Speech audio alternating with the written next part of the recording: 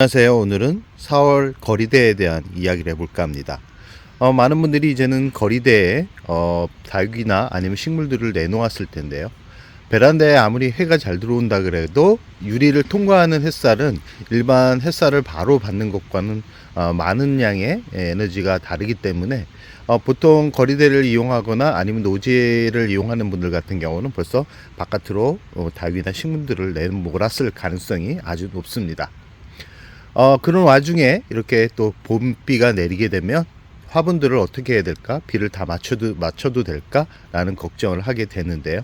기본적으로 4월, 5월 봄비는 보약이라고 할 수 있습니다. 이 일반 물과 봄비는 약간 성분이 달라서 그런지 몰라도 예전에 거리대에서 봄비를 받아가지고 일부러 거리대에 있는 닭이들한테 주기도 했는데요.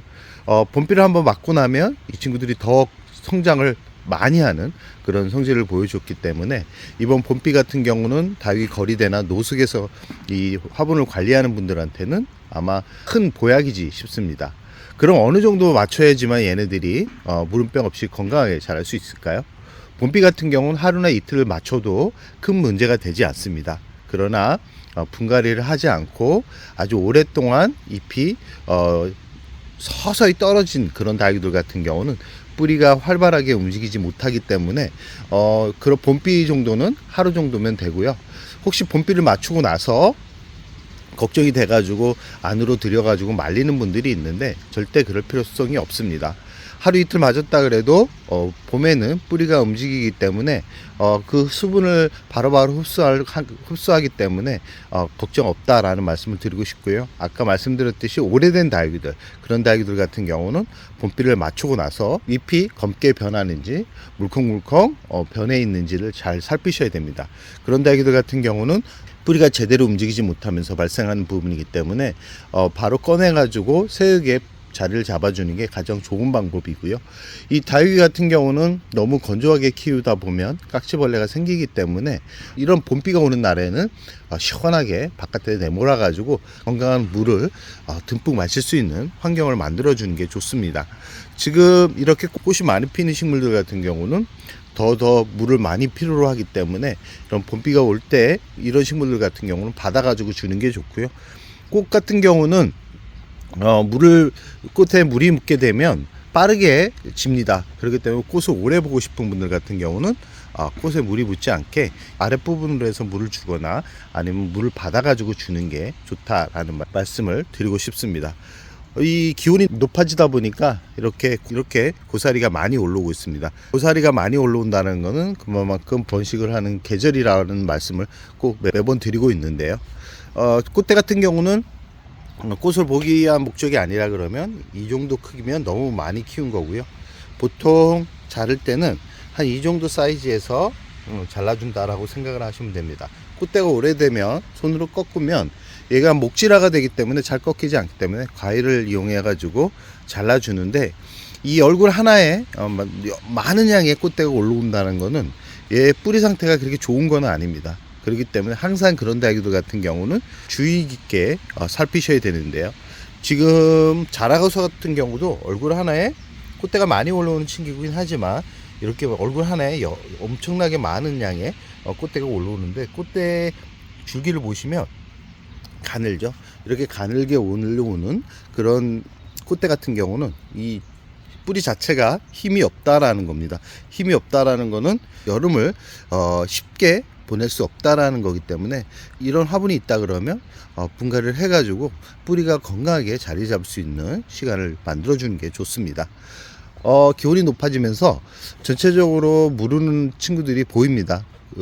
봄에 뿌리가 아무리 활발하게 움직인다 그래도 뿌리 상태가 좋지 못한 그런 다육이들 같은 경우는 물을 흡수하지 못해가지고 결국은 물음병이 와가지고 떠나보내는 경우가 있는데 봄에는 얘네들이 뿌리가 제대로 성장하고 있는지를 얼굴을 보면 압니다. 지금 이 철화 같은 경우도 이쪽 앞부분과 중간 부분을 잘 보시면 바로 티가 나죠.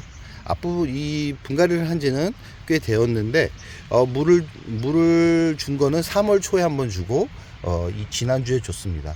물을 주면서 건강한 부분은 이렇게 색이 변해가는데, 이 지금 앞쪽 부분 같은 경우는 아마 죽었을 가능성이 높기 때문에 바로 제거를 해줘야 되고요. 이 지금 화이트판 같은 경우도 잘 보면 이렇게 이 연두색빛으로 변해가고 있는 모습을 볼 수 있죠. 저 뒤쪽에 있는 이 라우린즈 철화 같은 경우도 이쪽 부분이 아파가지고 새로 분갈이를 하고 난 다음에 물을 이유해주면서 이렇게 성장하고 있는 모습을 볼 수 있습니다. 이렇게 알록달록하게 아직까지 있는 그런 다이들 같은 경우는 뿌리가 제대로 움직이지 못하다는 증거이기 때문에, 이 알록달록 너무 심하게 알록달록하게 있는 그런 다이들 같은 경우는 관심 있게 보셔야 됩니다.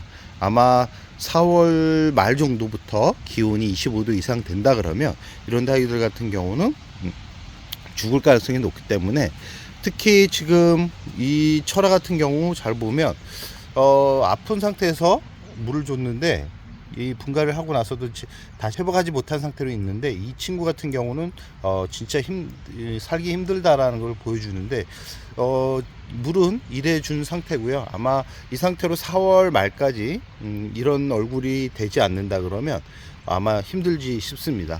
힘들면 바로 꺼내 가지고 아픈 부위는 잘라내고 건강한 부위만 뿌리를 내려 가지고 심어주면 또 다시 이 개체 번식이 가능하기 때문에, 이런 모습을 가지고 있는 다이들 같은 경우는 거리대에서 그대로 두기보다는 이 햇살이 조금 약한 곳에 화분을 옮겨 놓으면 뿌리가 더 활발하게 움직여서 자리 잡는 경우가 많기 때문에, 4월에는 이렇게 아픈 다이와 건강한 다이를 잘 확인한 다음에 관리를 하셔야 됩니다. 영상 초반에 말씀드렸듯이 봄비는 보약입니다. 봄비가 많이 될 때는 양동이를 바깥에 내놓고 물 받아가지고 그 물을 주는 게 얘네들한테 좋고요. 이 비를 맞고 나서 바로 이제 햇살이 나올 텐데, 햇살이 나오면 그때는 진짜 조심하셔야 됩니다. 이 다위가 겨울 내내 이 햇살에 적응 훈련이 안 된 상태이기 때문에 갑자기 뜨거운 그런 햇살이 비추면 이 빗물에 화상을 입을 가능성이 아주 높습니다. 화상을 입으면 이 회복하는데 아주 오랜 시간이 걸립니다. 완전하게 회복되는 게 아니라 흉터는 남은 상태로 성장을 하기 때문에 나중에 잎이 커지면서 그 상처도 더 커진다라는 거.